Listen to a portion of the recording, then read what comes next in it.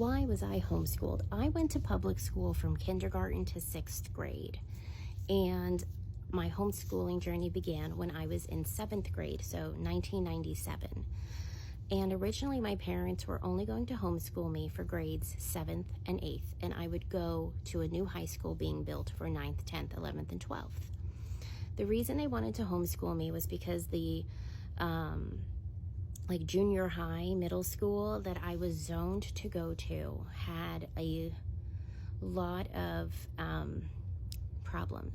They were one of the first in the county to get a metal detector and require clear backpacks. And they were having violence, not of the school violence we see now, but kids were bringing in sharp, pointy things, and there were just never-ending fist fights type of thing. A lot of the students were pregnant, some of them by teachers. It was not going to be a good environment. So my parents said, "Oh, we'll keep you home those 2 years, and then you'll go to the high school." And those 2 years went by, and it was time for me to go to the high school, and I said, "I don't want to. Those same kids who are at that school are going to be at this school, and now they can drive and potentially have more independence." And I was doing so well academically. I had so many more friends than I did when I was in school. I was doing so much more community service and following my interests that I didn't want to go back. And they said, "Okay, let's figure this out." So that's the original reason I was homeschooled. And then, when I always envisioned that I would homeschool as well. And luckily I found a partner who was completely okay with that.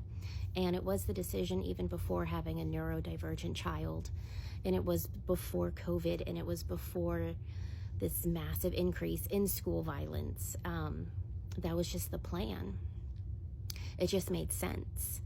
And it's not for everybody, and it doesn't make sense for everybody. And I never question that for others of how can you not, because it's not for everybody.